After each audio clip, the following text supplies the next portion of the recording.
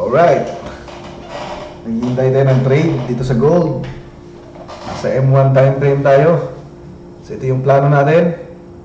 Kapag ma-break niya dito, meron kasi tayong support and resistance level dito. Kapag na-break niya to, magbabayad tayo.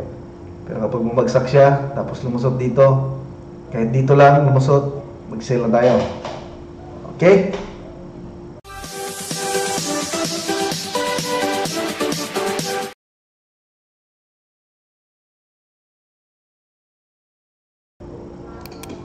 At meron din tayong high impact news sa US dollar mamaya.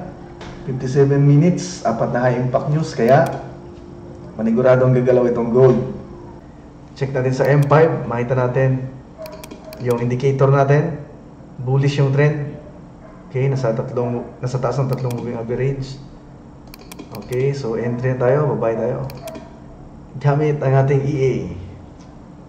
So 0.1 yung lot size natin. Uy! Tama, buy nga. Nakabay na tayo.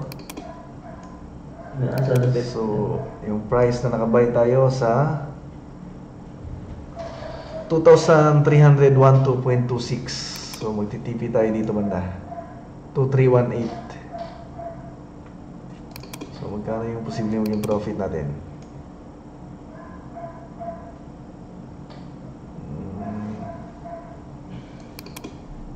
Dito banda yung TP. $6. Okay na yan. Dapat pala lakihan natin yung lot size kasi $2,000 yung capital natin.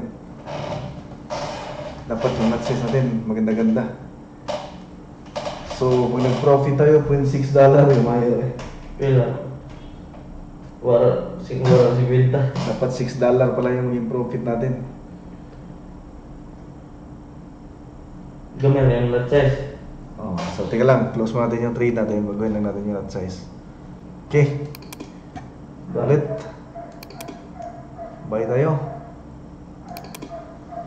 Yun, nag-buy tayo ng 1 micro account. Yung ginamit natin para safe, matibay yung account natin.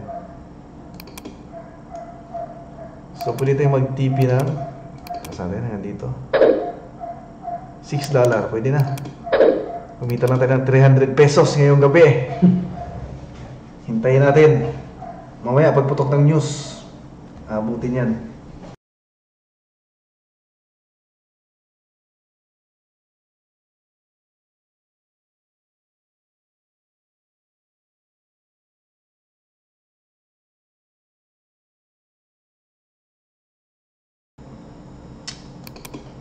So 4 minutes na lang.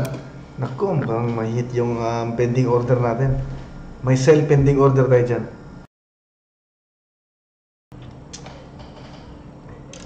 Yan na, nalabas na yung news. Tingnan nyo maigi kung anong mangyari. Magalaw-galaw na. 19 seconds.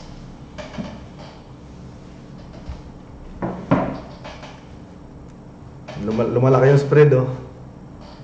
Yan, makita lalaki. Yun, tumaas. Yun! Kumita tayo yun. Kumita tayo ka-trade.